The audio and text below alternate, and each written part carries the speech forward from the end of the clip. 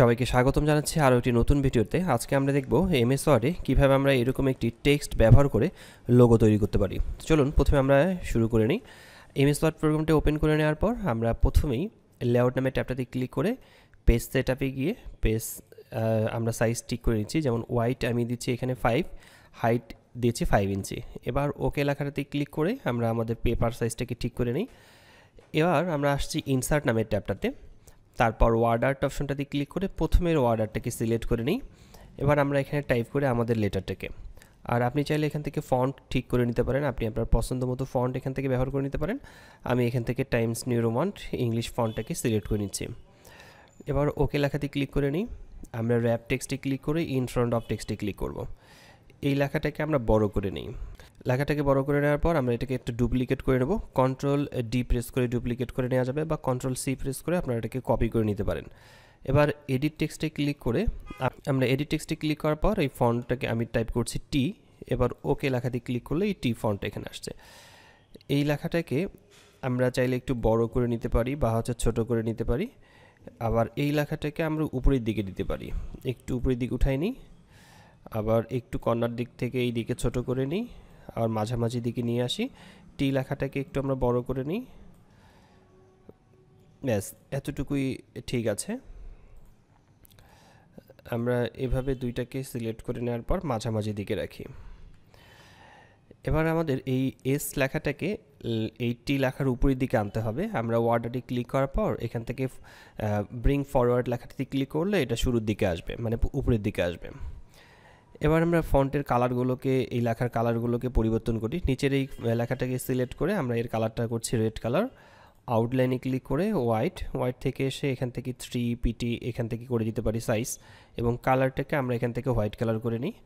আবার এই এস লেখাটাকে সিলেক্ট করে নিই।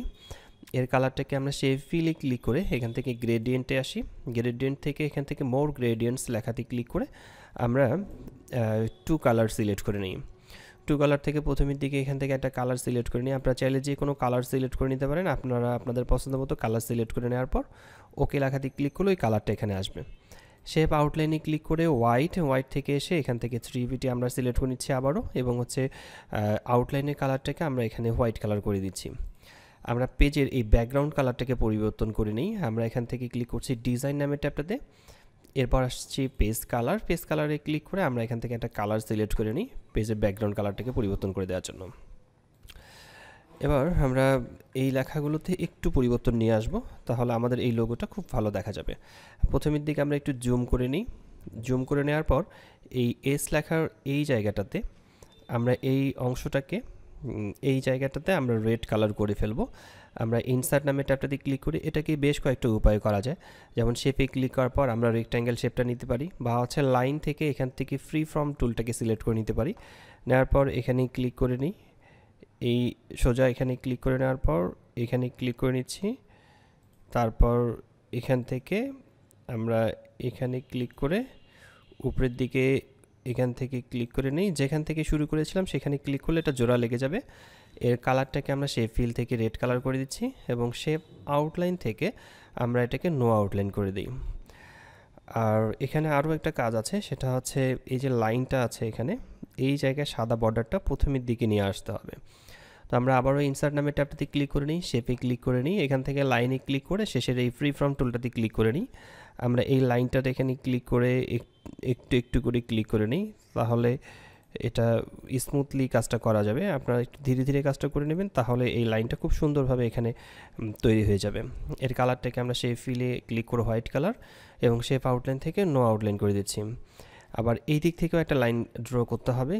ইনসার্ট, তারপর শেপ, এখান থেকে ফ্রি ফর্ম টুল থেকে সবার শেষের এই লাইনটাতে সিলেক্ট করে আমরা এখান থেকে একটা নিচের দিকে লাইন ড্র করে নিই।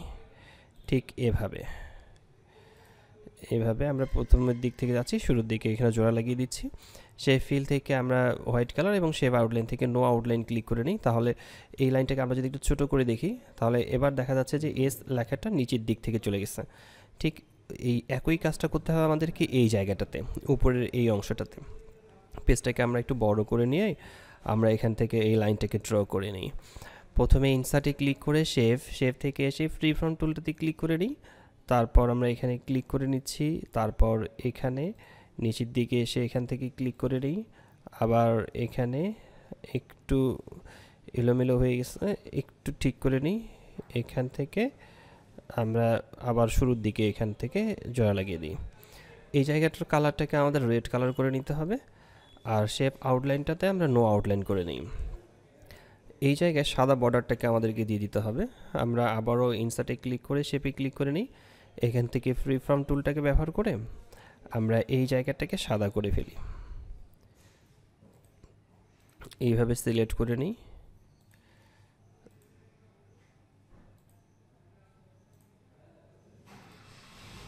যেখান থেকে শুরু করেছিলাম সেখানে এটা ক্লিক করলে এটা জোড়া লেগে যাবে, এবং হচ্ছে আমরা ফিল কালারে ক্লিক করে এর কালারটা হোয়াইট করে দিচ্ছি এবং শেপ আউটলাইন থেকে নো আউটলাইন করে নিই। ঠিক এই জায়গাটাতেও আমরা ঠিক একই কাজটি করব।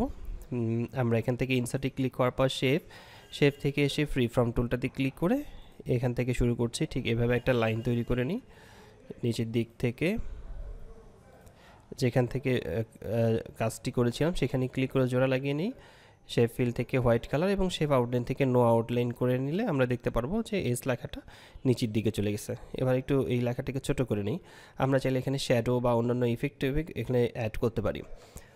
এবার আমরা আবারও ইনসার্ট লেখাটাতে ক্লিক করে নিই, ওয়ার্ড আর্ট থেকে এসে আমরা এখান থেকে যে কোনো একটা ডিজাইন সিলেক্ট করে নিই, এখান থেকে আমরা লিখি লোগো নেম, তারপর হচ্ছে ওকে লেখাটাতে ক্লিক করে wrap text in front of text লেখাটাতে ক্লিক করে নিচের দিকে লেখাটাকে এখানে বসিয়ে নিই। আর শ্যাডো থেকে আমরা এটাকে নো শ্যাডো করে রাখি, লেখাটাকে একটু ছোট করে নিই। এটা হচ্ছে আমাদের লোগোর যে নামটি আছে সেটা এখানে বসবে, আমরা এটাকে ঠিকভাবে এখানে বসিয়ে নিই। ব্যাস, আমাদের এখানে একটা টেক্সট লোগো তৈরি হয়ে গেল। ঠিক এভাবে আপনারা চাইলে আপনার এমএস ওয়ার্ডে টেক্সট ব্যবহার করে লোগো তৈরি করতে পারেন। ধন্যবাদ সবাইকে।